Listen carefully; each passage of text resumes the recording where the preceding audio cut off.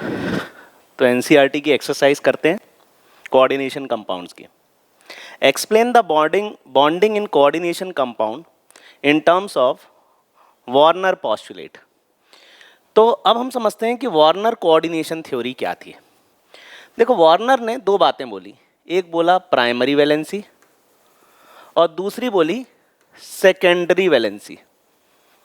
अब primary valency oxidation state होगी central metal ion की, वहीं सेकेंडरी वैलेंसी वो कितने लिगेंड से सराउंडेड है वो उसकी सेकेंडरी वैलेंसी होगी। अब जैसे FeCN होल 6 -3, तो प्राइमरी वैलेंसी होगी इसकी +3। अब प्राइमरी वैलेंसी क्या है? This is oxidation state of central metal ion, iron की ऑक्सीडेशन स्टेट +3 आएगी। कैसे? X एक CN पे चार्ज -1 तो 6 पर -6 और ये कॉम्प्लेक्स पे चार्ज -3, तो X - 6 इक्वल टू -3, तो X इक्वल टू +3। तो इस आयरन की ऑक्सीडेशन स्टेट हो गई +3। ये हो गई इसकी प्राइमरी वैलेंसी। अब हम बात करते हैं सेकेंडरी वैलेंसी की। सेकेंडरी वैलेंसी मतलब कितने लिगेंड से वो सराउंडेड है। जैसे 6 लिगेंड से सराउंडेड है, सेकेंडरी वैलेंसी 6 हो गई। वैसे ही NiCl4 -2, प्राइमरी वैलेंसी +2, सेकेंडरी हो जाएगी 4। तो ये हो गई प्राइमरी, ये हो गई सेकेंडरी। दो तरह की वैलेंसी होती है, प्राइमरी और सेकेंडरी वैलेंसी।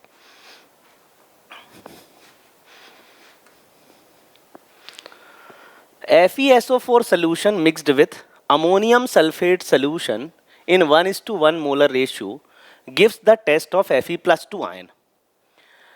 मतलब ये कहना चाह रहा है कि FeSO4 में अगर अमोनियम सल्फेट डालेंगे तो Fe+2 सोल्यूशन में मिलेगा। उसका टेस्ट अगर हम करेंगे तो वो पॉजिटिव टेस्ट आएगा, मतलब सोल्यूशन में Fe+2 मिलेगा। लेकिन आगे क्या बोल रहा है? If copper sulphate solution is mixed with aqueous ammonia in 1:4 molar ratio, मतलब जो कॉपर +2 है वो 1 है और अमोनिया जो है वो 4 टाइम्स है, तो ये CuNH3 होल 4 बना लेगा। अब देखो पॉइंट की बात समझना, ratio does not gives the test of copper +2 ion. भाई जब हम FeSO4 अमोनियम सल्फेट डाल रहे हैं तो Fe+2 का टेस्ट मिल रहा है, लेकिन जब कॉपर सल्फेट और अमोनिया डाल रहे हैं तो वो टेस्ट हमें नहीं देखने को मिल रहा है। कॉपर का टेस्ट देखने को नहीं मिल रहा है क्योंकि जो कॉपर है वो अमोनिया के साथ मिलकर एक कॉम्प्लेक्स बना ले रहा है इस तरह का, CuNH3 होल 4 और बाहर सल्फेट। अब देखो ये जो कॉम्प्लेक्स बन गया तो अब कॉपर +2 आयन सोल्यूशन में नहीं मिलेगा, और जब कॉपर +2 आयन सोल्यूशन में नहीं मिलेगा तो ये कॉपर का टेस्ट भी नहीं देगा। ठीक है, वहीं FeSO4 अमोनियम सल्फेट वाटर के साथ मिलकर मोहर सॉल्ट बना लेगा। अब मोहर सॉल्ट तो बना लिया, लेकिन ये क्या है कि यहाँ पर Fe+2 मिल जाएगा। आप इसको सोल्यूशन में डालोगे Fe+2 मिल जाएगा, लेकिन ये कॉपर +2 नहीं देगा क्योंकि जो बिग ब्रैकेट के अंदर आयन होगा वो कभी भी आयोनाइज होके बाहर नहीं आएगा। ठीक है, तो यहाँ पर ये कॉम्प्लेक्स कंपाउंड बन जाता है। तो ये कॉपर जो है वो कॉपर +2 की फॉर्म में सोल्यूशन में नहीं होता, वो कॉम्प्लेक्स के अंदर ही रहा आता है। Explain with 2 example each of the following coordination entity. Coordination entity, अब देखो जैसे ये K3FeCN होल 6, ये एक कोऑर्डिनेशन एंटिटी है। फिर उसके बाद लिगैंड, लिगैंड क्या है? लोन पेयर डोनर है, तो इसको हम कहेंगे लिगैंड। फिर उसके बाद कोऑर्डिनेशन नंबर, कितने लिगैंड से सराउंडेड है वो कोऑर्डिनेशन नंबर है, या उसी को हम सेकेंडरी वैलेंसी कहेंगे। कोऑर्डिनेशन पॉलीहेड्रन, देखो इसके अंदर जो स्ट्रक्चर होगा, जैसे FeCN होल 6, FeCN होल 6 ये अपना कोऑर्डिनेशन पॉलीहेड्रन कहलाएगा। होमोलेप्टिक, होमोलेप्टिक मतलब एक जैसा। अब सारे के सारे CN, यहाँ पर सारे के सारे CN है, सारे के सारे एक जैसे लिगेंड है तो homoleptic.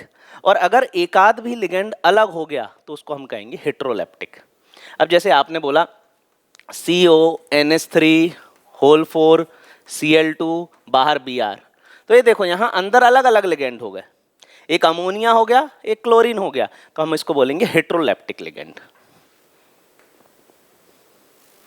What is meant by unidentate, bidentate, ambidentate ligand? अब देखो यूनी मतलब सिंगल, और डेंटिसिटी का मतलब होता है कितने लोन पेयर वो डोनेट कर सकता है। तो यूनिडेंटेट लिगेंड वो लिगेंड है which can donate one lone pair of electron. Example के तौर पे chloride, bromide, carbonyl, ammonia, water, ये यूनिडेंटेट लिगेंड। फिर उसके बाद डाई डेंटेट लिगेंड। डाइडेंटेट में आएगा ईएन और दूसरा आएगा oxalate. EN is ethane 1,2 diamine, ethane 1,2 diamine. अब ethane is CH2, CH2 ethane, 1,2 diamine, NH2 and NH2। ठीक है, तो यहां पर ये मेटल आयन के साथ एक रिंग लाइक स्ट्रक्चर बना लेगा जिसको हम कहते हैं चिलेट रिंग, और इस तरह के कॉम्प्लेक्स ज्यादा स्टेबल होते हैं जो चिलेट रिंग लाइक स्ट्रक्चर बना लेते हैं। तो ईएन हो गया बाइडेंटेट। फिर उसके बाद आता है ऑक्सलेट, ये ऑक्सलेट है, और ये भी मेटल आयन के साथ क्या बना लेगा, एक रिंग लाइक स्ट्रक्चर बना लेगा। तो unidentate donate one lone pair of electron, didentate can donate, didentate या bidentate can donate 2 lone pair of electron. अब एमबी का मतलब जो दोनों साइड से जुड़ सके, जैसे HCN सल्फर ने डोनेट करा तो यहां बोलेंगे थायोसल्फेटो S, और NCS थायोसाइनेटो N। देखो अब एम्बिडेंटेट एक तरह से है यूनिडेंटेट ही, लेकिन यहां पर दो अलग अलग एटम हैं जो कि लोन पेयर डोनेट कर सकते हैं। ऐसे ही एम्बिडेंटेट का एक और एग्जांपल है नाइट्रीटो N और दूसरा नाइट्रीटो O, फिर साइनो और फिर आइसोसाइनो। ठीक है, unidentate, didentate, ambidentate. Specify the oxidation number of the following metals in the following coordination entity. Oxidation number निकालना है, तो मेटल का निकालना है x। अब इसके लिए वाटर का 0, Cn का -1, En का 2 × 0, और उसके पे चार्ज क्या है +2, तो ये माइनस उधर जाएगा, तो x -1 = +2, x = +3। तो यहां पर सेंट्रल मेटल इसकी ऑक्सीडेशन स्टेट हो जाएगी +3। वैसे ही इसका निकालना है x + 2 × दिस तो -2, और En का 2 × 0 = क्या हो जाएगा +1, तो x = क्या हो जाएगा +3, क्योंकि -2 इधर चला जाएगा। ठीक है, आगे बढ़ते हैं। PtCl4 -2, इसको हम लेंगे x + 4, एक क्लोरीन पे चार्ज -1 = -2, x - 4 = -2, तो x = +2। अब देखो पोटेशियम आगे लगा है, एक पोटेशियम पे चार्ज +1, तो 3 पर हो गया +3, आयरन का हो गया x, और 6 × -1 = 0, 3, ये देखो x - 3 = 0, x = +3। Chromium x, ammonia का 3 × 0 0, 3 × -1 -3 = 0, तो x = +3। ये ऑक्सीडेशन स्टेट, इसी को कहते हैं primary valency. Using IUPAC norms write the formula of the following. Tetrahydroxido बना दो, टेट्राहाइड्रोक्सिडो। जिंकेट, ये लो जिंकेट। अब मेटल के साथ 8 आया है तो कॉम्प्लेक्स पे क्या आना चाहिए, नेगेटिव चार्ज। अब नेगेटिव चार्ज कितना आएगा, बस यही बात इंपॉर्टेंट है। अब जिंकेट 2 बोला है तो इसकी ऑक्सीडेशन स्टेट 2, 4 × -1 -4 = हो जाएगा x, तो x की वैल्यू क्या हो जाएगी -2, तो हम यहां -2 लिख देंगे। टेट्राहाइड्रोक्सिडो जिंकेट 2। आगे बढ़ते हैं। टेट्राक्लोरिडो पैलेडेट 2, टेट्राक्लोरिडो पैलेडेट मतलब पैलेडियम, और ऑक्सीडेशन स्टेट आ गई 2, तो ये लो 2 - 4 = x, तो x = -2, तो ये हो गया -2, और पोटेशियम हो गया +1, तो ये 2 यहां जाएगा, 1 यहां जाएगा, तो ये क्या हो जाएगा K2PdCl4। Potassium tetrachlorido palladate 2,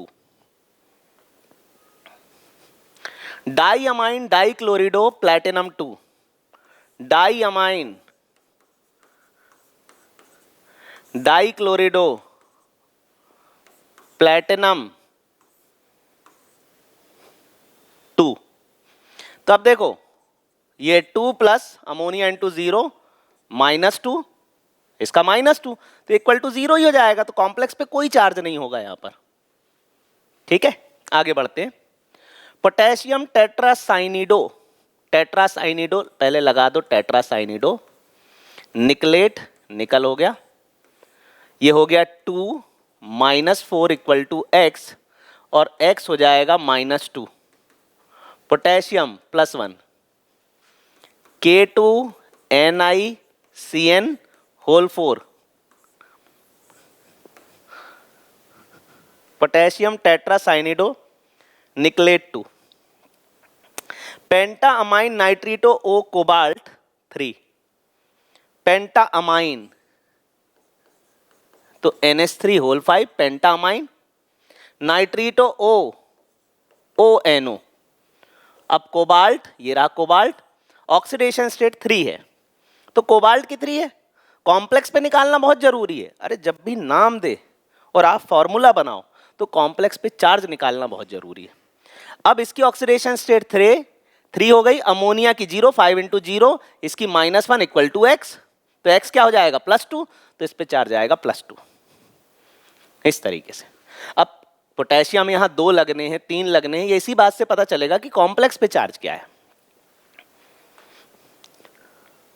हेक्सामाइन cobalt 3 sulphate, बहुत अच्छा सवाल है, बहुत बढ़िया सवाल। Hexammine cobalt 3 sulphate, hexammine NH3 whole 6, cobalt, ये रहा कोबाल्ट और ये लिखा मैंने सल्फेट। अच्छा क्यों है, क्योंकि सल्फेट पे यहाँ -2 चार्ज है और इस कॉम्प्लेक्स पे चार्ज निकालना पड़ेगा और फिर ऐसा मल्टीप्लाई करना पड़ेगा, तभी फॉर्मूला सही आएगा। अब देखो कोबाल्ट की ऑक्सीडेशन स्टेट 3, अमोनिया की 0, 6 इंटू 0 इक्वल टू x, तो x क्या हो गया +3, अब ये 3 यहाँ 2 यहाँ, तो CONH3 होल 6 ट्वाइस और SO4 whole thrice, hexammine cobalt 3 sulphate. अब देखो पॉइंट की बात ये है, ये 2 और ये 3, अगर आप यहां कॉम्प्लेक्स पे चार्ज नहीं निकालोगे तो यहां 3 मल्टीप्लाई नहीं करोगे, और मल्टीप्लाई नहीं करोगे तो फॉर्मूला गलत ही आना है, तो इसलिए कॉम्प्लेक्स पे चार्ज निकालना बहुत जरूरी है। Try oxalato chromate Cr, oxidation state 3, तो ये 3 माइनस, देखो 3 प्लस, ये क्रोमियम की ऑक्सीडेशन स्टेट 3, कॉम्प्लेक्स पे पहले चार्ज निकालते हैं, चार्ज क्या है, ये 3 हो गया। एक ऑक्सलेट का चार्ज, ऑक्सलेट आता है ऑक्सैलिक एसिड से, ये ऑक्सैलिक एसिड है, ये प्लस ये प्लस ये माइनस माइनस, तो ये हो गया C2O4 -2, ये हो गया ऑक्सलेट, तो 3 इंटू -2 क्या हो जाएगा -6 इक्वल टू हो जाएगा x, तो यहां पर ये हो जाएगा -3 और पोटेशियम हो जाएगा +1, तो ये K3 हो जाएगा, ये हो जाएगा K3CrOX whole thrice, potassium tri oxalato chromate 3, हेक्साअमाइन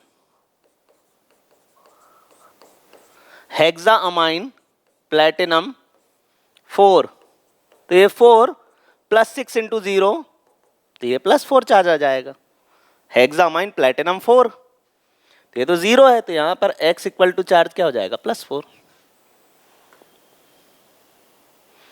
टेट्राब्रोमिडो,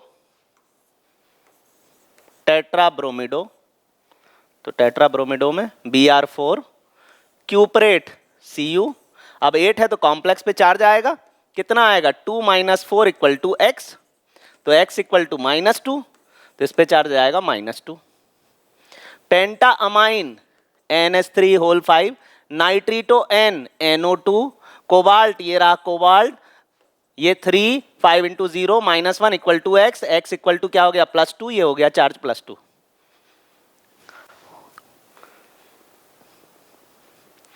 Using IUPAC norms, write the systematic name of the following.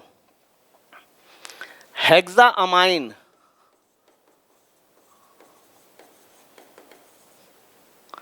cobalt, hexaamine cobalt 3 chloride, ये इसका नाम हो जाएगा, हेक्सामाइन कोबाल्ट 3 क्लोराइड। सबसे पहले लिगेंड को लिखना है, वो भी अल्फाबेटिकली। ये अमाइन का ए, क्लोरिडो का सी, और ये मिथाइल अमाइन होगा, ये मिथाइल अमाइन है। तो देखो, di ammine, chlorido, methyl amine, platinum,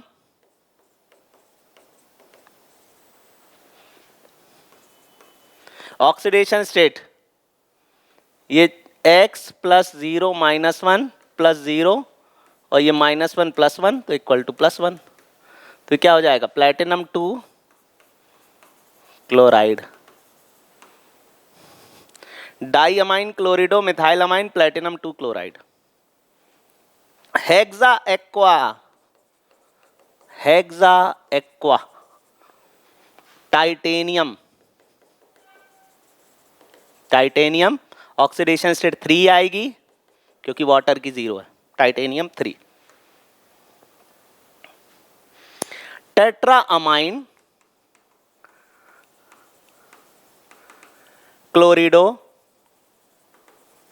नाइट्रीटो N, अब ये नाइट्रीटो एन लिखना जरूरी है, कोबाल्ट 3 क्लोराइड,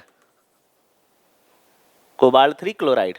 ये x 4 इंटू 0 0 -1 ये -1 तो इक्वल टू +1, यहाँ चार्ज आएगा कॉम्प्लेक्स पे +1, ये 3 आ जाएगा। हेक्सा एक्वा मैंगनीज,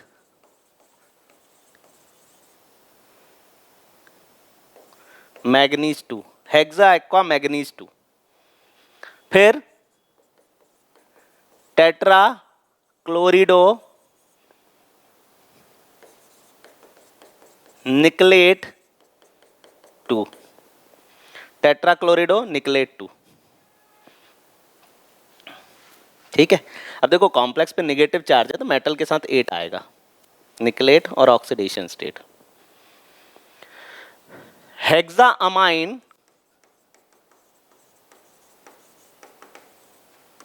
निकल 2 क्लोराइड, जो पीछे लिखा है उसको पीछे लिख दो, ठीक है। अगर कॉम्प्लेक्स के पीछे कुछ लिखा है वो पीछे लाएगा, जैसे आगे पोटेशियम लिखा है, अगर कॉम्प्लेक्स के आगे पोटेशियम लिखा है तो पोटेशियम को हम पहले लिखेंगे।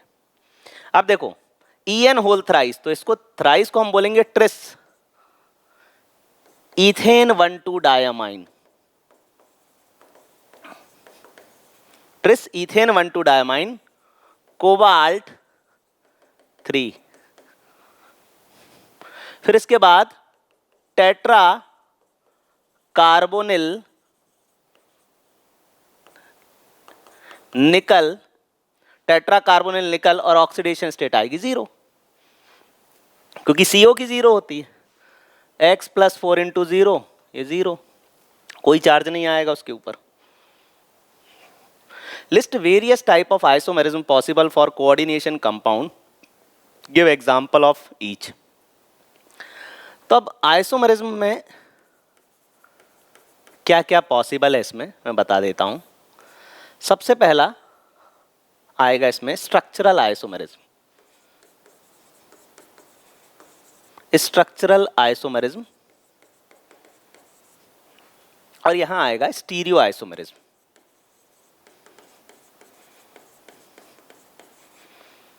अब स्टीरियो में 2 टाइप हैं, एक आएगा जियोमेट्रिकल और एक आएगा ऑप्टिकल। ऑप्टिकल में आएगा डेक्स्ट्रोलीवो और ज्योमेट्रिकल में आएगा सिस्ट्रांस। अब ऑप्टिकल में क्या आएगा COEN होल थ्राइस, ऑप्टिकल में, और दूसरा सिस COOX होल ट्वाइस Cl2। इसका जो सिस फॉर्म है, देखो ऑप्टिकल आइसोमेरिज्म में क्या होता है, non super imposable mirror images are optically active. तो ऑप्टिकल आइसोमेरिज्म ही पहले समझ लो। ये COEN होल थ्राइस, अब COEN होल थ्राइस का स्ट्रक्चर ऐसा होगा, ये हो गया, ये हो गया, और फिर इसकी मिरर इमेज,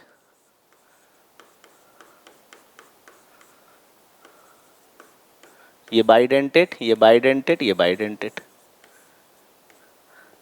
तो ये देखो, ये होगा डेक्स्ट्रो, ये होगा लीवो, ये प्लस तो ये माइनस। तो यहां पर COEN होल थ्राइस डेक्स्ट्रो लीवो। अब देखो इसका सिस फॉर्म CO, ये Cl, ये Cl, फिर यहां पे आएगा ऑक्सलेट, ये हो गया ऑक्सलेट, और इसकी मिरर इमेज बना दूं, ये भी ऑप्टिकली एक्टिव होगी। कैसे, ये CO, ये Cl, ये Cl, और यहां पर आएगा एक ऑक्सलेट ऐसा और ये ऑक्सलेट ऐसा। अब इस पूरे को उठा के यहां रखोगे तो ये इसके ऊपर सुपर इम्पोज नहीं होगा, तो केवल यहां पर NCERT में 2 ही दे रखे हैं। 3 बाइडेंटेट लिगेंड लगा दूं सेंट्रल मेटल से, अब EN लगा दूं या ऑक्सलेट लगा दूं, क्या देखने को मिलेगा, dextrolaevo, geometrical sorry optical isomers, और एक ये फॉर्म हो गया, क्योंकि ये भी non super imposable mirror images, non super imposable mirror images. ठीक है, structural isomerism, ionisation, ionisation isomerism में अलग अलग आयन दे, मॉलिक्यूलर फॉर्मूला सेम रहे, जैसे CONH3 होल 4 Cl2 SO4। अगले स्टेप में हमने क्या करा, CONH3 होल 4 SO4 अंदर, Cl एक अंदर और एक Cl बाहर। अब देखो अलग अलग आयन देगा, तो अलग अलग आयन दे तो आयोनाइजेशन। उसके बाद लिंकेज, अलग अलग एटम से जुड़े लिंकेज आइसोमेरिज्म, तो लिंकेज में याद रखो NO2 HCN और CN जहां पर दिख जाए वहां लिंकेज आइसोमेरिज्म। फिर उसके बाद हाइड्रेट आइसोमेरिज्म, हाइड्रेट मतलब वाटर अगर अंदर बाहर हो रहा है, जैसे FeH2O होल 5 Cl और यहां Br2। अब FeH2O होल 4 Cl Br, और हमने एक वाटर बाहर लिख दिया Br यहां। तो अब देखो वाटर अंदर बाहर, हाइड्रेट, इसी को हम कहते हैं सॉल्वेट आइसोमेरिज्म। इसके बाद एक आता है कोऑर्डिनेशन आइसोमेरिज्म। कोऑर्डिनेशन आइसोमेरिज्म में 2 बिग ब्रैकेट अगर दिख जाएं, जैसे FeCN होल 6 और CONH3 होल 6। ठीक है, अब इसमें मेटल एक्सचेंज कर दूं मैं, आयरन को यहां कर दूं, कोबाल्ट को यहां कर दूं, तो FeNH3 होल 6 और COCN होल 6। ये एग्जाम्पल के तौर पे मैंने समझा दिया। ये पहला और ये दूसरा आपस में कोऑर्डिनेशन आइसोमर्स है, मतलब 2 बिग ब्रैकेट अगर दिख जाएं तो कोऑर्डिनेशन आइसोमरिज्म।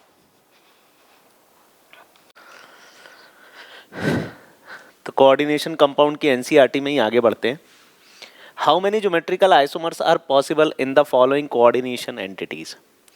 अब देखो ज्योमेट्रिकल का मतलब होता है सिस एंड ट्रांस, तो यहाँ पर ये जो कोऑर्डिनेशन एंटिटी है, यहाँ पर सिस ट्रांस देखने को नहीं मिलेगा, हमें डेक्स्ट्रोलीवो देखने को मिलेगा। अब क्रोमियम है और 3 ऑक्सलेट है, यहाँ पर ये पहला ऑक्सलेट, ये दूसरा ऑक्सलेट और ये तीसरा ऑक्सलेट, 3 ऑक्सलेट है, तो ये बन जाएगा डेक्स्ट्रो, ये हो जाएगा डेक्स्ट्रो फॉर्म। और फिर इसकी जो मिरर इमेज बनेगी Cr ऑक्सलेट, फिर ये दूसरा ऑक्सलेट और फिर ये तीसरा ऑक्सलेट, ये बन जाएगा लीवो। तो देखो इसका ज्योमेट्रिकल आइसोमेरिज्म देखने को नहीं मिलेगा, इसका हमें ऑप्टिकल आइसोमेरिज्म देखने को मिलेगा। अब इसके बाद next CONH3 whole thrice Cl3। अब देखो यहां पर 3 और 3 6 लिगेंड है, तो बनना तो ऑक्टाहेड्रल कॉम्प्लेक्स है, तो वो जो ऑक्टाहेड्रल कॉम्प्लेक्स है ऐसा बना दो, ठीक है, इस तरीके से। तो यहां हो गया CO। अब 3 अमोनिया NH3 NH3 NH3 और Cl Cl Cl। तो यहां पर ये देखो तीनों अमोनिया जो है ना ये मेरिडोनियल प्लेन में है, तो इसको हम बोलेंगे मर आइसोमर, ठीक है। और वहीं अगर तीनों अमोनिया इस तरीके से हैं तो ये फेशियल प्लेन में है, एक अमोनिया यहां, एक अमोनिया यहां और एक अमोनिया नीचे, तो ये इस तरह के प्लेन में आ रहे हैं। अब यहां तीनों अमोनिया साथ में है, यहां तीनों क्लोरीन साथ में है, तो ये सिस का फॉर्म है, और यहां पर ये ट्रांस का फॉर्म है। तो ये हो गया सिस, ये हो गया ट्रांस, और इसको हम फेस या मर आइसोमर भी कह सकते हैं। Draw the structure of optical isomers of this, ये तो अभी बनाया है मैंने।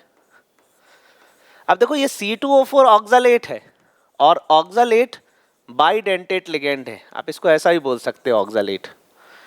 तो यहां क्रोमियम ऑक्सालेट, ये ऑक्सालेट और ये तीसरा ऑक्सालेट, वैसे ही इसकी मिरर इमेज बना दो, Cr ऑक्सालेट, तो ये सिस और ट्रांस बन जाएगा, ठीक है। तो ऑप्टिकल देखो, अगर यहां पर CrEn होल थ्राइस होता तो भी हम ऐसे ही बनाते, ऑक्सालेट की जगह ये ना जाता तब भी हम सिस ट्रांस ही बनाते। आगे बात करते हैं Cl2En होल ट्वाइस, ठीक है, प्लेटिनम है। और अब En है तो बाइडेंटेट है, अब यहां पर ये Cl और Cl, फिर En बाइडेंटेट है, फिर En बाइडेंटेट है।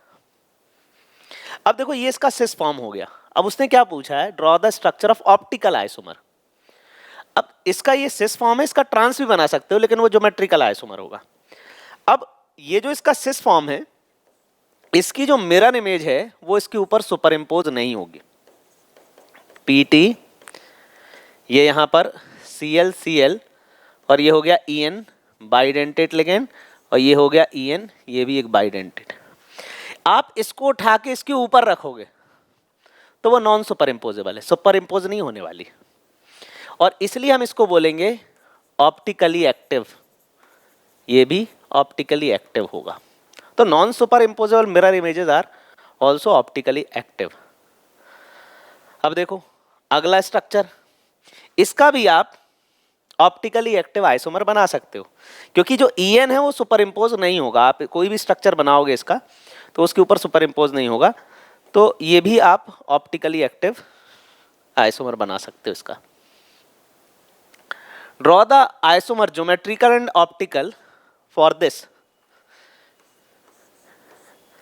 CO। अब ये Cl अपोजिट,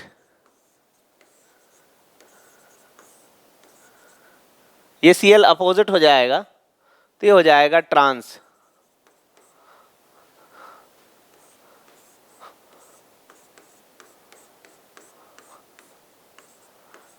Cl Cl,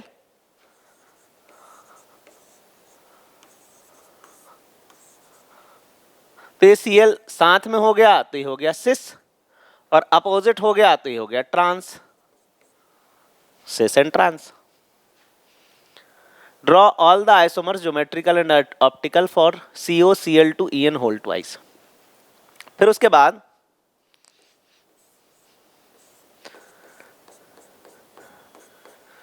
अगला आइसोमर ये En होल ट्वाइस NH3Cl, ठीक है। तो यहां पर ये NH3, ये Cl, ये आप En बना लो और ये En बना लो। अच्छा, उसने ज्योमेट्रिकल प्लस ऑप्टिकल पूछे हैं, तो ये सिस ट्रांस क्या हो गया, ज्योमेट्रिकल, और इस सिस की मिरर इमेज और बन जाएगी जो कि ऑप्टिकली एक्टिव है। तो टोटल इसके 3 आइसोमर बन जाएंगे, ट्रांस, सिस और सिस की मिरर इमेज, डेक्स्ट्रोलीवो। अब यहां पर देखें तो ये अपोजिट हो गया ट्रांस, CONH3Cl और ये हो जाएगा साथ में, ये हो जाएगा सिस ट्रांस। ठीक है, और इसकी जो मिरर इमेज है वो नॉन सुपर इम्पोजेबल होगी। COClNH3En, तो यहां पर भी क्या है, हमें क्या देखने को मिल जाएगा, ऑप्टिकली एक्टिव। तो इसके भी 3 आइसोमर बन जाएंगे। ठीक इसी तरीके से इसके अगर आइसोमर की बात करें तो इसका हमें बस ऑप्टिकल आइसोमर देखने को मिलेगा, डेक्स्ट्रोलीवो। Write all the geometrical isomer of this and how many of these will exhibit optical isomerism। अब चलो बनाते हैं इसका। PT सेंटर पे ले लो, NH3 Br Cl और Py। ठीक है, PT, अब देखो NH3 को फिक्स रखो, Cl यहां, Br यहां और Py यहां। मतलब आप इसको पहले एक बार चेंज कर दो भाई, Br को यहां लिख दो, Cl को यहां लिख दो। अब इसी स्ट्रक्चर में Py को यहां लिख देना, Cl को यहां लिख देना। ये प्लैटिनम, अमोनिया, Cl और Py को यहां लिख दो और Br को यहां लिख दो। तो ये तीनों ही ऑप्टिकल आइसोमर है। तो इसके हमें 3 ऑप्टिकल आइसोमर देखने को मिलेंगे। अब देखो इसके अलावा आप कुछ भी चेंज करोगे तो स्ट्रक्चर घूम फिर के वही आ जाएगा। ठीक है, तो यहाँ पर ये तीनों इसके 3 तरह के आइसोमर हैं और तीनों ऑप्टिकली एक्टिव है, और ये तीनों ज्योमेट्रिकल हैं और तीनों ही ऑप्टिकली एक्टिव है। Aqueous copper sulphate solution, copper sulphate blue colour का होता है, gives a green precipitate with aqueous potassium fluoride. तो देखो कॉपर सल्फेट ब्लू कलर का होता है, आप उसमें पोटेशियम फ्लोराइड डाल रहे हो तो फ्लोराइड कहीं ना कहीं जाके कॉपर से लगेगा, मतलब ये जो H2O है ये हटेगा और उसकी जगह फ्लोरीन लगेगा, क्योंकि फ्लोराइड जो है वो वाटर से स्ट्रॉन्ग फील्ड लिगेंड है, तो वाटर को हटा के उसकी जगह लगा देगा, तो यहाँ ग्रीन प्रेसिपिटेट बन जाएगा। बस वैसे ही अगर हमने पोटेशियम क्लोराइड डाला तो वाटर को क्लोराइड हटा देगा और यहाँ ब्राइट ग्रीन सोल्यूशन बनेगा।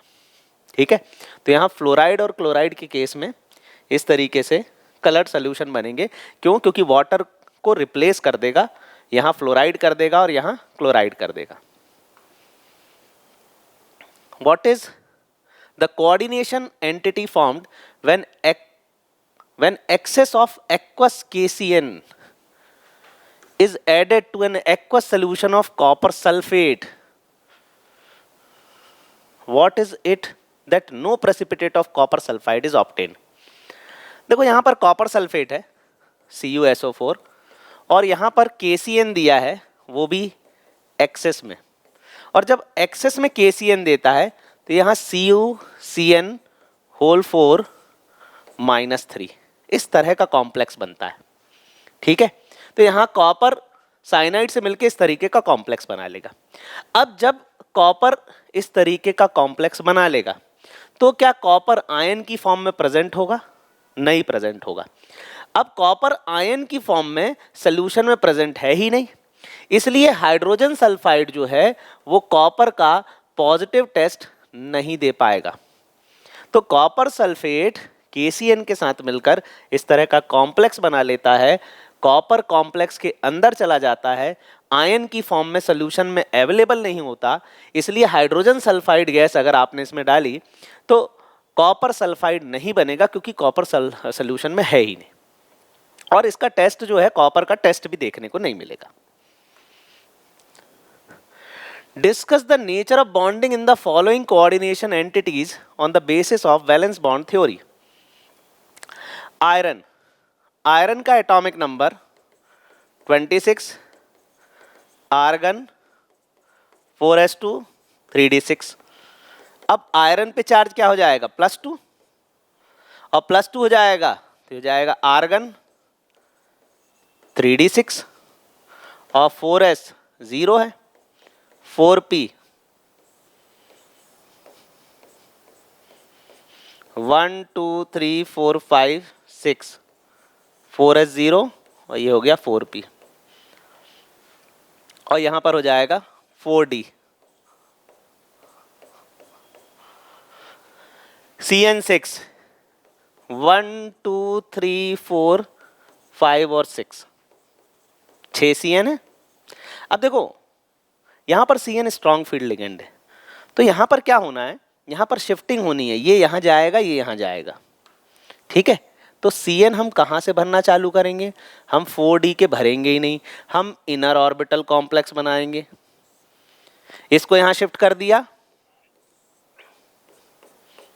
1 2 3 4 5 6, ये दो खाली हो जाएंगे, तो 2 CN इसमें भरेंगे, एक इसमें भरेंगे और 3 इसमें भरेंगे। तो यहां पर D2sp3, D2sp3, और यहां इनर ऑर्बिटल कॉम्प्लेक्स बन जाएगा, लो स्पिन कॉम्प्लेक्स बन जाएगा, क्योंकि CN स्ट्रॉन्ग फील्ड लिगेंड है। तो यहां पर ये वैलेंस बॉन्ड थ्योरी के अकॉर्डिंग हमने ये बता दिया कि FeCN6 - 4 में पहली बात तो एक भी अनपेयर्ड इलेक्ट्रॉन नहीं है, डायमैग्नेटिक है, D2sp3 हाइब्रिडाइजेशन है, और इसका शेप इस तरीके से ऑक्टाहेड्रल होने वाला है, ठीक है। अब लेकिन F6 - 3, इसकी अगर हम बात करें तो इसमें इस तरह की शिफ्टिंग नहीं होगी। पहली बात तो इसमें आयरन Fe+3 होगा, +3 होगा तो आर्गन 3d5 होगा, 3d5 मतलब सब में एक एक इलेक्ट्रॉन है, 1 2 3 4 5, 4s खाली है, 4p खाली है, और उसके बाद 6 भरने, इसलिए 4d भी होगा। तो देखो एक इसमें भरोगे, 3 इसमें भरोगे, 2 इसमें भरोगे, तो sp3d2, इसी को हम बोलेंगे ऑक्टाहेड्रल, ऑक्टाहेड्रल कॉम्प्लेक्स, ठीक है। ये भी ऑक्टाहेड्रल बनाएगा, लेकिन इसमें बाहर का डी इन्वॉल्व हुआ, इसको हम बोलेंगे आउटर ऑर्बिटल कॉम्प्लेक्स, और ये हो गया इनर ऑर्बिटल कॉम्प्लेक्स। आगे बढ़ते, देखो कोबाल्ट के साथ ये भी स्ट्रॉन्ग फील्ड की तरह ही एक्ट करेगा। अब कोबाल्ट का क्या है, 27, आर्गन 3d7 4s2, 1 2 3 4 5 6 7 और 4s2 2 इलेक्ट्रॉन, ठीक है। अब यहां कोबाल्ट पे चार्ज क्या होगा, +3, तो हो जाएगा 4s0, 4s0 है ना, +3, 4s0 हो जाएगा, और ये अनपेयर्ड वाला भी हट जाएगा। अब शिफ्टिंग होनी है तो इसको यहां शिफ्ट करो, इसको यहां शिफ्ट करो, यहां के D2 खाली करो, 1 2 3 4 5 6, ये D, ये S, तो यहां ऑक्सलेट, एक ऑक्सलेट, दूसरा ऑक्सलेट, और फिर तीसरा ऑक्सलेट। तो D के 2 भरे, S का 1 भरा, P के 3 भरे, तो D2sp3 इनर ऑर्बिटल कॉम्प्लेक्स, और इसकी ऑक्टाहेड्रल ज्योमेट्री होगी, ऑक्टाहेड्रल CO, ये ऑक्सलेट, ये ऑक्सलेट, और ये ऑक्सलेट, ऑक्टाहेड्रल, ठीक है। अब COF6 - 3, यहां कोबाल्ट पे चार्ज क्या हो जाएगा, +3, लेकिन यहां शिफ्टिंग नहीं होनी, +3 चार्ज हो गया तो D7, S का 1 भराएगा, P के 3 भराएंगे, और 4d के 2 भराएंगे, तो हाइब्रिडाइजेशन हो जाएगी sp3d2, शेप हो जाएगा octahedral. Draw figure to show the splitting of d orbitals in an octahedral crystal field. अब देखो ये स्प्लिटिंग होती कब है, जब स्ट्रॉन्ग फील्ड लिगेंड हो,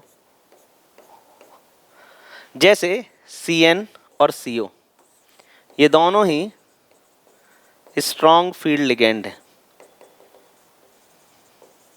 और CN-CO क्या करेंगे, d ऑर्बिटल को स्प्लिट करेंगे T2g में और Eg में, ये T2g हो गया और ये हो गया Eg, ठीक है। अब जैसे 5 इलेक्ट्रॉन है, 1 2 3 4 5, तो हो गया D5, 1 2 3 4 5। अब देखो होता क्या है, जब CnCO स्ट्रॉन्ग फील्ड लिगेंड है ये, जब ये d ऑर्बिटल को अप्रोच करते हैं तो d ऑर्बिटल को स्प्लिट करते हैं T2g में और Eg में, ठीक है। अब यहां पर कॉन्फ़िगरेशन हो जाएगा T2g5 और Eg0, ये इसका कॉन्फ़िगरेशन हो जाएगा।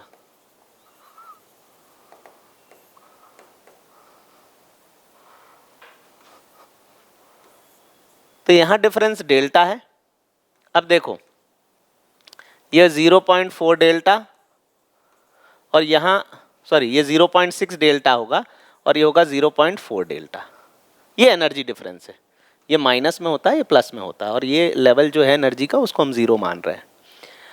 अब यहाँ पर जब स्ट्रॉन्ग फील्ड लिगेंड है जैसे CnCO, ये जब d ऑर्बिटल को अप्रोच करते हैं तो जिन d ऑर्बिटल की इलेक्ट्रॉन डेंसिटी ज़्यादा है, जैसे dx² और dz², इनकी इलेक्ट्रॉन डेंसिटी ज़्यादा है तो इसको ज़्यादा रिपेल करेंगे और ये ऊपर चले जाएंगे। वहीं ये जो 3 हैं ये नीचे चले जाएंगे, तो T2g5 और Eg0। तो CnCO स्ट्रॉन्ग फील्ड लिगेंड है, ये D को 2 एनर्जी लेवल में स्प्लिट करेंगे, dx², y², z², जिनका रिपल्शन ज़्यादा है वो ज़्यादा रिपेल हो जाएंगे, ज़्यादा एनर्जी लेवल पे पहुंच जाएंगे। तो इस तरीके से जिसका एनर्जी कम है इलेक्ट्रॉन जाके वहां पहले भरेगा। मतलब CnCO के केस में डेल्टा मतलब this energy difference is greater than P, pairing energy. ये जो एनर्जी गैप है ये पेयरिंग एनर्जी से ज़्यादा है, इसलिए हम इसको नीचे पहले भर रहे हैं। तो बस यही है कि ऑक्टाहेड्रल क्रिस्टल फील्ड में स्प्लिटिंग इस तरीके से होती है और यही डायग्राम आपको बनाना है। What is spectrochemical series? अब देखो जो स्ट्रॉन्ग फील्ड लिगेंड है ना उनकी एक पूरी सीरीज है। जैसे सबसे पहले इसमें आता है CO, फिर आएगा CN, फिर आएगा EN, ऑक्सलेट, अमोनिया, क्लोराइड, पहले आएगा फ्लोराइड, क्लोराइड, ब्रोमाइड, वाटर। मतलब इस तरह की सीक्वेंस है। इसमें और भी आ सकते हैं, जैसे यहाँ NO2 भी आता है, CN के बाद आता है NO2, ठीक है। तो यहाँ पर ये स्पेक्ट्रोकेमिकल सीरीज है और यहाँ पर जो है ये स्ट्रॉन्ग फील्ड लिगेंड है और स्ट्रॉन्ग फील्ड लिगेंड शिफ्टिंग कराते हैं, ठीक है। ये स्ट्रॉन्ग फील्ड लिगेंड है, ये शिफ्टिंग कराएंगे, तो यही स्पेक्ट्रोकेमिकल सीरीज है। हाँ, और ये जो है ये वीक फील्ड लिगेंड है, ये वीक फील्ड लिगेंड, मतलब ये स्ट्रॉन्ग फील्ड लिगेंड स्प्लिटिंग कराते हैं, स्प्लिटिंग ऑफ d ऑर्बिटल्स।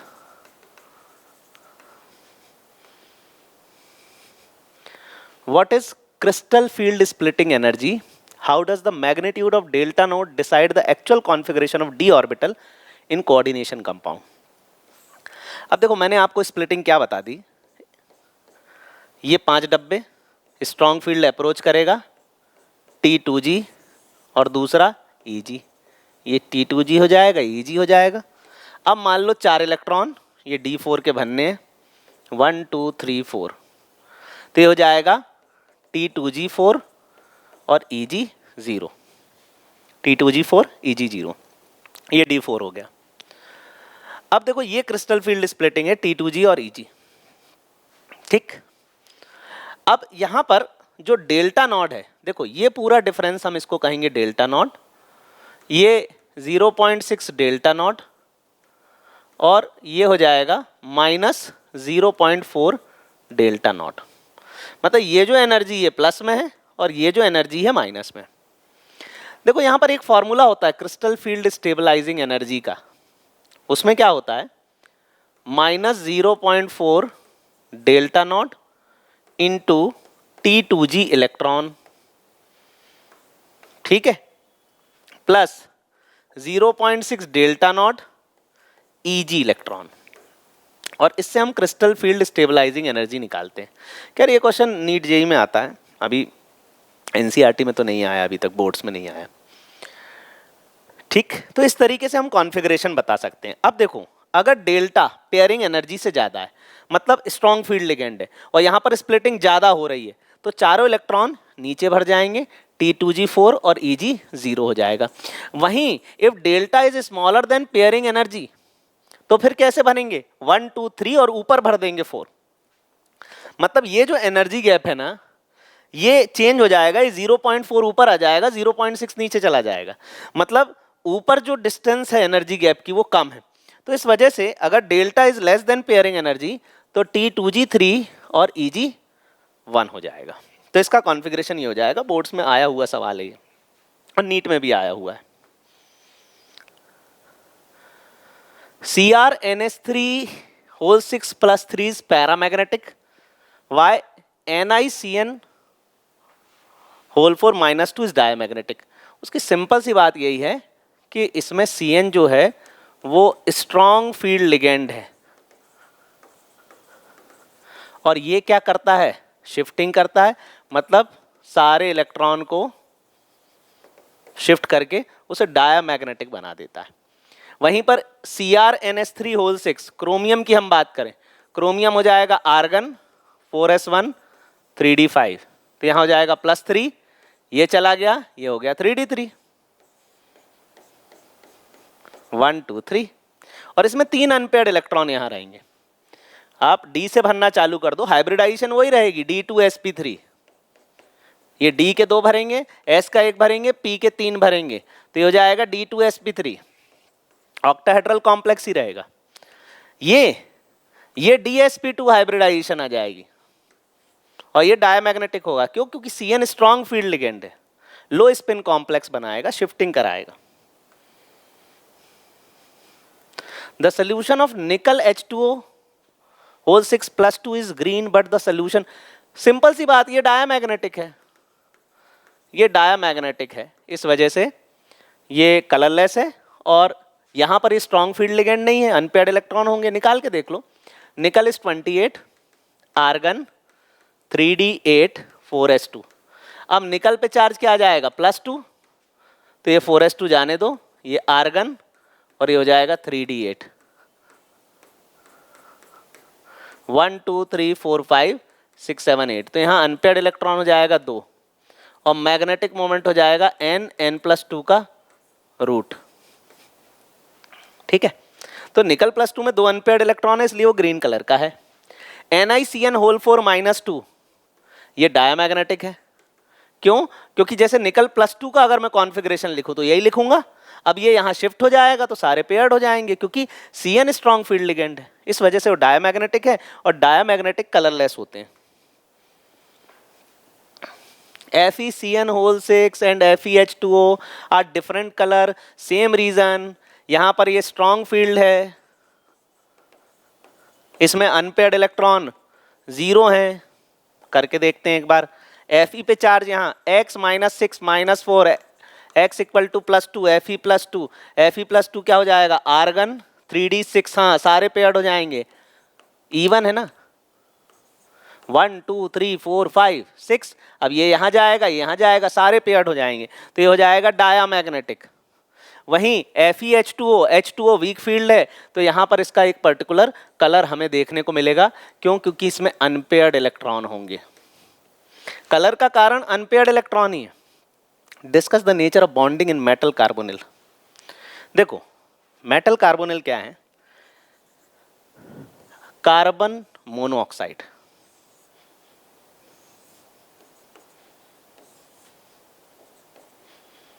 अब समझना, ये कार्बन मोनोऑक्साइड है और ये काफ़ी स्ट्रॉन्ग फील्ड लिगेंड है, और उसका कारण क्या है इसको अपन समझते हैं। जैसे मैंने कहा NiCO4, यहाँ पर ये मेटल है और यहाँ पर ये लिगेंड है। लिगेंड लोन पेयर डोनर है, मेटल लोन पेयर रिसेप्टर है, क्योंकि इसके पास खाली d ऑर्बिटल है, एम्प्टी d ऑर्बिटल है। लेकिन इसका मतलब ये नहीं है कि निकल, इस मेटल के पास इलेक्ट्रॉन की कमी है।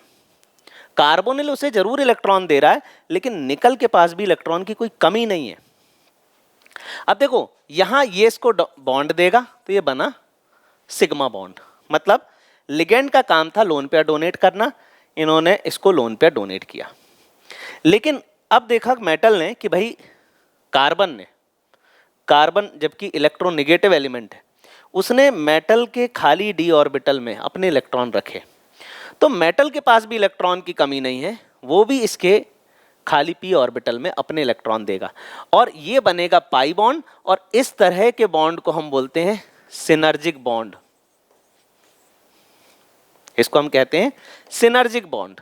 अब देखो सिनर्जिस्टिक इफेक्ट क्या होता है, सिनर्जिक इफेक्ट क्या होता है कि भाई दो चीजों को मिलाकर कंबाइंड कोई अच्छा इफेक्ट अगर या स्ट्रॉन्ग इफेक्ट देखने को मिले तो इसको हम बोलते हैं सिनर्जिज्म, सिनर्जिस्टिक इफेक्ट। जैसे आजकल दवाइयों के कॉम्बिनेशन बनाए जाते हैं, 1 2 3 दवाई को मिला के दवाई बनाई जाती है या मेडिसिन बनाई जाती है, किस लिए? सिनर्जिस्टिक इफेक्ट देखने के लिए। अब यहां पर कार्बोनिल मेटल के साथ स्ट्रॉन्ग बॉन्ड बनाएगा। इसका एक और बहुत इंपॉर्टेंट एग्जाम्पल है, जैसे हीमोग्लोबिन के साथ मिलकर कार्बन मोनोऑक्साइड कार्बोक्सी हीमोग्लोबिन बना लेता है, जो कि बहुत स्टेबल होती है, और इस वजह से carbon monoxide act as poisonous gas. वो हीमोग्लोबिन, हमारे ब्लड में जो आरबीसी है उसके अंदर जो हीमोग्लोबिन प्रोटीन है कार्बन मोनोऑक्साइड, उसके अंदर जो आयरन है उसके साथ कार्बन मोनोऑक्साइड जाके कॉम्प्लेक्स बनाता जाता है, जिससे ऑक्सीजन ट्रांसपोर्ट ब्लड में रुक जाता है। इसलिए carbon monoxide act as poisonous gas. CO2 poisonous नहीं है, कार्बन मोनोऑक्साइड पॉइजनस है, जो कि इनकम्प्लीट कंबशन से प्रोड्यूस होती है। तो ये मेटल कार्बोनिल, बस यही है मेटल कार्बोनिल की बॉन्डिंग, जिसको हम सिनर्जिक बॉन्ड भी कहते हैं। तो ये आपको डायग्राम बना के इसको इस तरीके से एक्सप्लेन करना होगा। Give the oxidation state, d orbital occupation and coordination number of the central metal ion in the following complex। अब देखो oxidation state 3 + x - 6 = 0, x - 3 = 0, x = +3। तो ये क्या हो गया? कोबाल्ट की हो गई ऑक्सीडेशन स्टेट।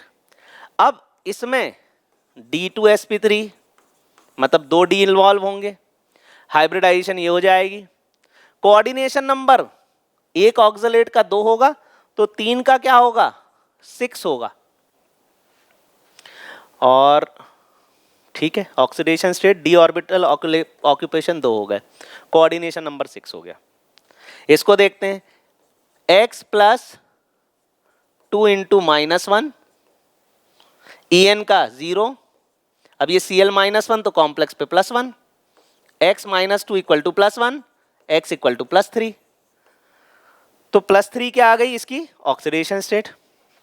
ठीक है, अब यहां पर भी क्या है ना, अंदर के डी इन्वॉल्व होंगे, क्योंकि क्रोमियम जो है ना, क्रोमियम में 4s1 3d5 होता है कॉन्फ़िगरेशन, और यहाँ क्रोमियम पे चार्ज आना है +3, तो 4s हो गया 0 और 3d3 हो गया। तो पहले जो 2 डी हैं वो बचे हुए हैं। अब वो जो डी बचे हुए हैं तो यहाँ पर भी हाइब्रिडाइजेशन D2sp3 आएगी, और यहाँ अनपेयर्ड इलेक्ट्रॉन की संख्या 3 आएगी, और इसका कोऑर्डिनेशन नंबर 4 2 6 होगा, तो कोऑर्डिनेशन नंबर इसका 6 होगा। ठीक है, नेक्स्ट अमोनियम आयन, इस पे चार्ज क्या है? +1, तो 2 पे चार्ज क्या होगा? +2, यहाँ क्या होगा? -2। x + 4 × -1 = -2, x - 4 = -2, x = +2। ये हो गई ऑक्सीडेशन स्टेट। इसका कोऑर्डिनेशन नंबर हो जाएगा 4, इसका कोऑर्डिनेशन नंबर 4 हो जाएगा, और इसकी ऑक्सीडेशन स्टेट हो जाएगी +2। इसको देखते हैं। अच्छा, हाइब्रिडाइजेशन में देखा जाए COF4 - 2, तो इसकी हाइब्रिडाइजेशन sp3 आ जाएगी। ठीक है, ये -2 कॉम्प्लेक्स पे +2, Mn 25, आर्गन 4s2 3d5 +2 हटाओ, 1 2 3 4 5। ठीक है, ये 4s, ये 4p, ये 4d, तो 1 वाटर, फिर 3 वाटर, फिर 2 वाटर, तो हाइब्रिडाइजेशन क्या हो जाएगी? sp3 d2 outer orbital complex involve होगा। यहाँ नंबर ऑफ अनपेयर्ड इलेक्ट्रॉन 5 होंगे, ठीक है। कोऑर्डिनेशन नंबर 6 होगा, प्राइमरी वैलेंसी +2 होगी,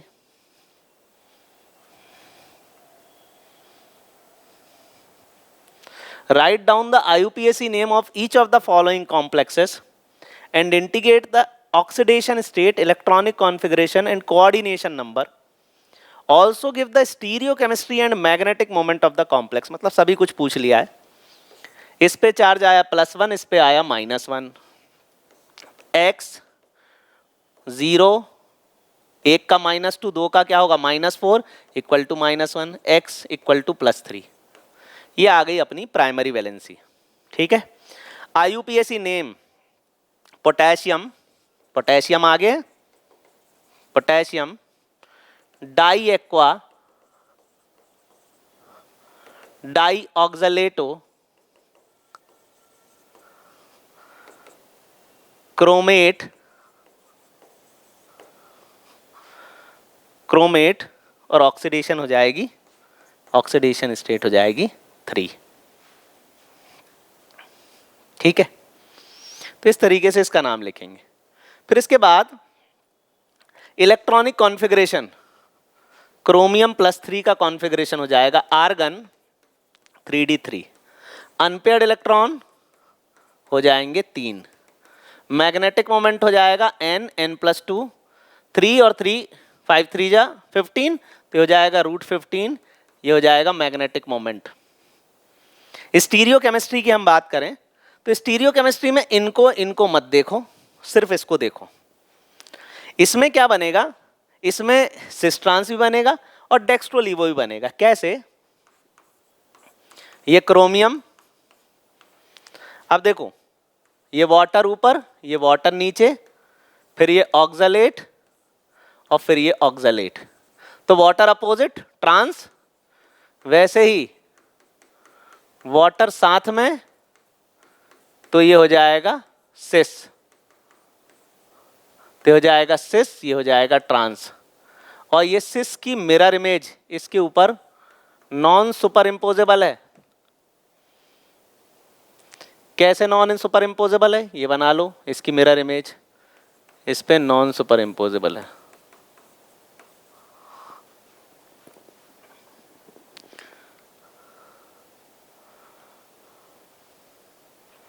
ठीक है। Also give stereochemistry and magnetic moment of the complex, magnetic moment भी निकाल दिया, मतलब सब कुछ, ऑलमोस्ट सब कुछ निकालना उसके बारे में। IUPAC नॉमेनक्लेचर से लेके ऑक्सीडेशन स्टेट सब। अब देखो पेंटामाइन क्लोरिडो कोबाल्ट 3 क्लोराइड, IUPAC नेम हो गया। ऑक्सीडेशन स्टेट हो जाएगी +3, निकाल के देख लो, x 5 × 0 -1, ये -2, ये +2, तो इक्वल टू +2, तो x हो गया +3, ये प्राइमरी वैलेंसी। अब इसका स्ट्रक्चर वही हो जाएगा, CO NH3 NH3 NH3 NH3 NH3 और Cl, ऑक्टाहेड्रल कॉम्प्लेक्स बन जाएगा।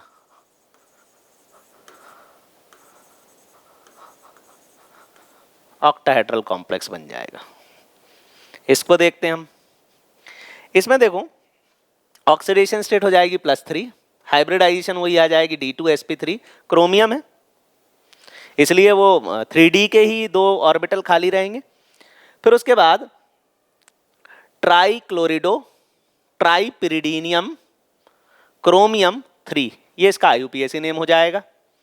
अब इसका स्ट्रक्चर बनाना चाहोगे स्टीरियो केमिस्ट्री, तो क्रोमियम, ये 3 क्लोरीन ऐसे, तो ये देखो ये कौन सा फेशियल प्लेन, और वहीं क्रोमियम 3 क्लोरीन ऐसे, तो ये मेरिडोनियल प्लेन, तो ये फेशियल प्लेन, ये मेरिडोनियल प्लेन, तीनों क्लोरीन साथ में हो गए, तो ये हो गया सिस, ये क्लोरीन ऐसे हो गए, तो ये हो गया trans.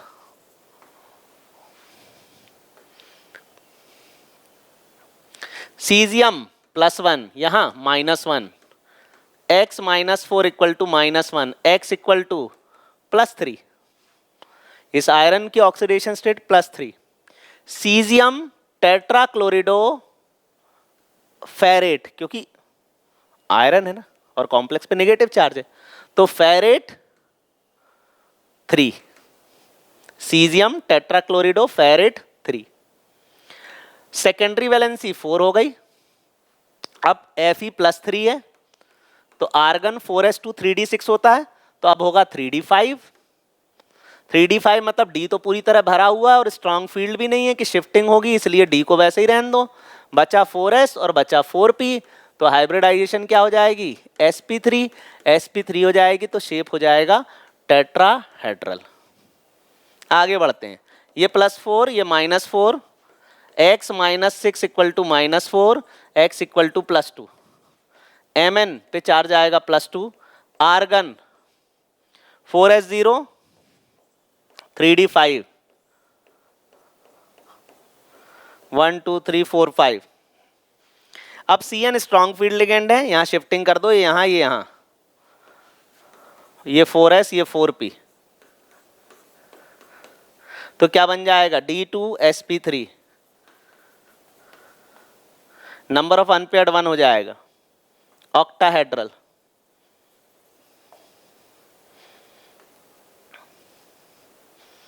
Explain the violet color of complex this on the basis of crystal field theory।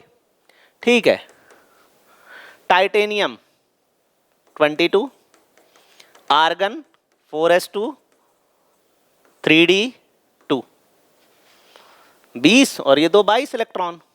अब चार्ज आ गया +3, हटाओ, ये D1 हो जाएगा, D1 हो जाएगा। ठीक है, अब देखो यहां पर एक अनपेयर्ड इलेक्ट्रॉन है और जहां अनपेयर्ड इलेक्ट्रॉन होगा वहां पर कलर देखने को मिलेगा। क्यों? क्योंकि वहां इलेक्ट्रॉन का ट्रांजिशन होगा हायर एनर्जी लेवल से लोअर एनर्जी लेवल पर, और इसमें हमें कलर देखने को मिलेगा। ठीक है, तो इस बेसिस पर यहां पर ये कलर इमिट करेगा क्योंकि एक अनपेयर्ड है। What is mean by chelate effect? देखो जो बाइडेंटेट लिगेंड है वो मेटल आयन के साथ, चाहे En हो, चाहे ऑक्सलेट हो, या चाहे EDTA हो। EDTA पे चार्ज -4 होता है और EDTA होता है ethylene diamine tetra acetate. Ethylene मतलब 2 कार्बन, डाइअमाइन मतलब 2 nitrogen, tetra acetate CH2CO- CH2COO-। तो ये हेक्साडेंटेट है, हेक्साडेंटेट लिगेंड है। ठीक है, तो EDTA क्या करेगा,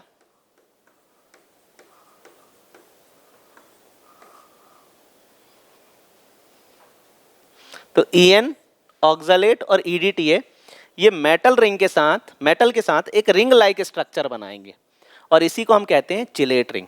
देखो चिलेट रिंग क्या करता है, कॉम्प्लेक्स की स्टेबिलिटी को बढ़ा देता है और कहीं ना कहीं वाटर में सॉल्युबिलिटी को भी बढ़ा देता है। तो जो बाइडेंटेट है और पॉलीडेंटेट लिगेंड है वो मेटल के साथ एक रिंग लाइक स्ट्रक्चर बनाएंगे जिसको हम कहेंगे chelate ring. Discuss briefly given an example of each case and the role of coordination compound in biological system. Haemoglobin के सेंटर पे आयरन है, ठीक है, विटामिन B12 के सेंटर पे कोबाल्ट है, विटामिन B12 के सेंटर पे कोबाल्ट है, हीमोग्लोबिन के सेंटर पे आयरन है।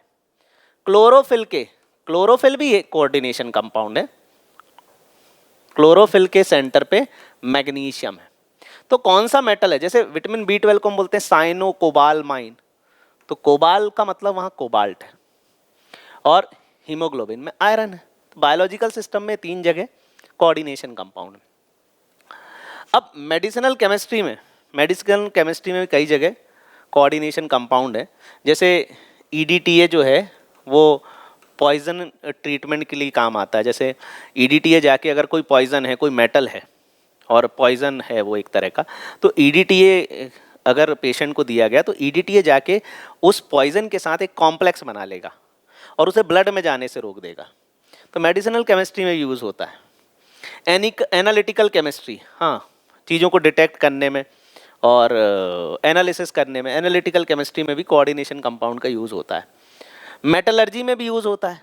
जैसे आप देखो निकल को एक्सट्रैक्ट करना है तो निकल CO के साथ मिलकर पहले ये कॉम्प्लेक्स बनाएगा, फिर इसको फर्दर हीट करेंगे तो निकल एंड 4CO निकल जाएगा। तो इसको हम बोलते हैं मॉन्ड्स प्रोसेस। तो मॉन्ड्स प्रोसेस में यूज़ होता है। फिर एक होती है मैकआर्थर फॉरेस्ट साइनाइड प्रोसेस। तो सिल्वर का एक्सट्रैक्शन, सिल्वर में हम ये CN डालेंगे तो ये AgCN होल ट्वाइस माइनस बना लेगा, और फिर इसमें जिंक डालोगे तो सिल्वर अलग प्रेसिपिटेट हो जाएगा। ठीक है, तो ये मैकआर्थर फॉरेस्ट साइनाइड प्रोसेस है, तो यहाँ यूज होता है।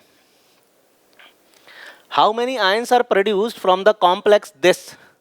देखो कॉम्प्लेक्स में ये अंदर 6 हो गए, 2 क्लोराइड आयन आएगा और कॉम्प्लेक्स पे +2 आयन आएगा, तो 2 + 1 कितने, 3 आयन होंगे। How many ions are produced by this complex, 3 ion. Among the following ion, which one have the highest magnetic moment value? देखो यहाँ पर जिंक +2 है, अनपेयर्ड इलेक्ट्रॉन 0 है, मैग्नेटिक मोमेंट 0 है, डायमैग्नेटिक है। Fe+2 में 4 अनपेयर्ड इलेक्ट्रॉन आने हैं, यहाँ नंबर ऑफ अनपेयर्ड 4 है, यहाँ अनपेयर्ड 3 है। तो जिसके अनपेयर्ड इलेक्ट्रॉन ज़्यादा उसका मैग्नेटिक मोमेंट ज़्यादा। इन तीनों में सबसे ज़्यादा मैग्नेटिक मोमेंट होगा FeH2O whole 6 +2। Among the following the most stable complexes. तो ये याद रखना, जो मोस्ट स्टेबल कॉम्प्लेक्स होगा वो कहीं ना कहीं चिलेट रिंग बनाएगा। मतलब हमें क्या देखना है, EN देखना है, ऑक्सलेट देखना है, EDTA देखना है। इनमें से किस कॉम्प्लेक्स में, इसमें ऑक्सलेट है, तो ये मोस्ट स्टेबल कॉम्प्लेक्स है। Next question, what will be the correct order for the wavelength of absorption in the visible region of the following। अब यहां पर देखना, जैसे ये d ऑर्बिटल है, यहां पर स्ट्रॉन्ग फील्ड लिगेंड इसको अप्रोच करेगा, ये 2 एनर्जी लेवल पे स्प्लिट होगा। ठीक है, ये एनर्जी गैप जितना ज्यादा होगा, ये एनर्जी गैप जितना ज्यादा होगा वेवलेंथ उतनी कम होगी। ये एनर्जी गैप जितना ज्यादा होगा वेवलेंथ उतनी कम होगी। अब NiNO2 होल 6, अब यहां पर देखो NO2 ज्यादा स्ट्रॉन्ग फील्ड लिगेंड है, फिर अमोनिया है और फिर लास्ट में वाटर है। तो NO2 का एनर्जी गैप ज्यादा होगा तो वेवलेंथ मिनिमम होगी। तो यहां पर इसकी वेवलेंथ की अगर हम बात करें तो ये मिनिमम होगी, और वाटर वाले की वेवलेंथ मैक्सिमम होगी। देखो जिसकी वेवलेंथ, अब होता क्या है, जैसे इस इलेक्ट्रॉन को यहाँ से यहाँ जाना है, तो भाई ये जो एनर्जी है वो डिपेंड करेगा वेवलेंथ के ऊपर। अगर ये एनर्जी गैप ज़्यादा है तो वेवलेंथ कम है, ये एनर्जी गैप ज़्यादा होगी तो वेवलेंथ कम है।